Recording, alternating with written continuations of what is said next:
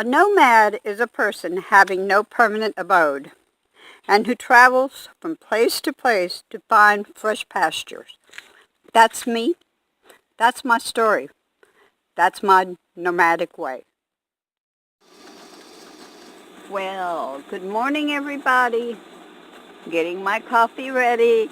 It's perking away. Can't wait for it to get finished. And then I will be back to you. Cheers to you all.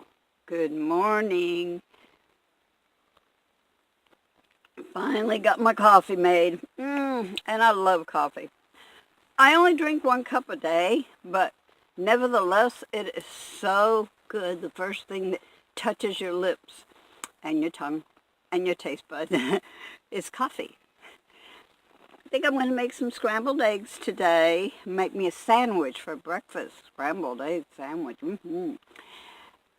Anyway, I said yesterday I was going to tell you my story. But you know, I think that basically I have told you my story quite a few times throughout this journey. And not all at once, but a little at a time. I've told you about my children and my husbands and, you know, how I got started being a nomad. My childhood I have not talked about very much. And it wasn't that it was a bad childhood. It wasn't. My mother and grandmother raised me. My grandmother was my rock. She was my everything. She really was. She taught me so much about life, and that I didn't have to be a prude to be a moral person. And she taught me a lot about morality and about loving people and giving people an opportunity to show their true selves. She always would tell me that don't look at a person and just see bad, because deep down inside that person you're going to find there is good. So I have tried to live my life that way. I'm not going to say that I always have, but I'd say that 95% of the time I have. My mother was 24 when she got married, a virgin, raised, with a Spanish background, high morals, and she married my father, who was raised by very good parents, but he had no morals. The day I was born, my father married another woman without my mother's knowledge. My mother had gone to Key West to give birth to me so she could be near her mother, because she had never had a child and she was scared. My father stayed in Virginia Beach. He was in the military. And while he was there and she was in Florida giving birth to me, he married another woman, got an apartment with the other woman as his wife.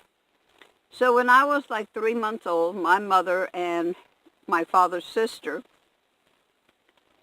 they went to West Virginia. They took me to my father's, and my father had told my mother, well, I got an apartment, gave the address and all the audacity. And when they got to the apartment, of course, my mother didn't have a key, so they went to the landlords and asked for the key for the apartment, and my mother told the landlord or lady, whoever it was, that she was my father's wife, and that I was his child, and that he had gotten the apartment for us. And the woman called my mother all kinds of not very nice names. How dare you try to break up this marriage? And my mother and my aunt are like, what marriage? He's married to her, my aunt said. The woman said, no, he's married to another woman and you're trying to break up the marriage. Well, this destroyed my mother. It destroyed her. Mother went back to Key West, got a divorce immediately. Immediately. She could have charged him with bigamy. She could have gotten him in serious trouble in the military, but she didn't do that. And the reason she didn't is because she thought about me, about what kind of effect it would have had on me to find out what my father was. Well, needless to say, she should have told me, because I had this great image of what my father must have been like, and I wanted to know my father. And when I was 16, I was determined enough, and I found out where he was, and I contacted him, and my mother was extremely upset, but she went ahead and took me to my father's for me to meet him. Unfortunately, my father did not see me as a 16-year-old child of his. He saw me as a woman, and that's what he attempted. So I guess I could say I'm in the Me Too movement.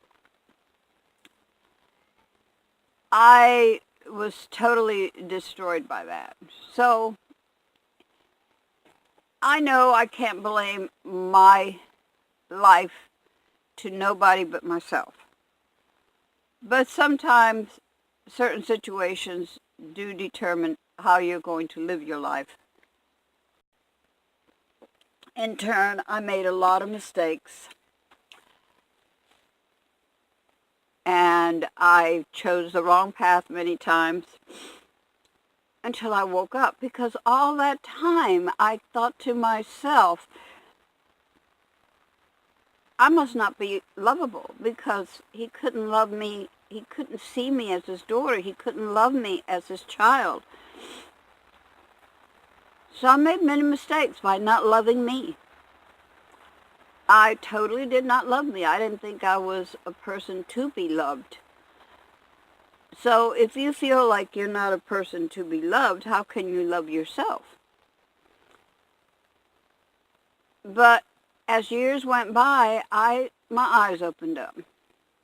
My eyes opened up. And I thought, nobody's going to love me, because I don't even like who I am. I don't like myself, more or less love myself. So I started working on me. I started looking at my good points and my upbringing and what my grandmother always taught me. And she always thought I was the most wonderful person in the world. And as far as she was concerned, I was the light of her eyes. And I started viewing myself in a different way. Children help too, because children give you unconditional love many times. So I changed my life. I changed everything about me. By the time I met my youngest son's father, I was going really good. That was my last mistake. Well, no, not really. I mean, that was my last relationship mistake. And I've always felt that even though I knew people loved me, that I never felt it until my last husband. And he showed me. He showed me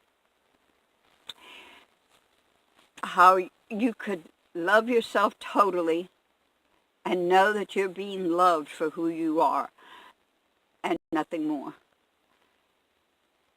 All right, that's it. End of my story. I don't like to get into emotional areas because I try to look at the happy things, the good things, and not dwell on the things that brought me down, but the things that bring me up. And that's what you should look at. Don't look at what brings you down, because so many things in life brings you down. But start looking at things and the people around you that lift you up and that make you realize what a great person you really are. Because that's what we got to look at. We got to look at ourselves. And it isn't being egotistical.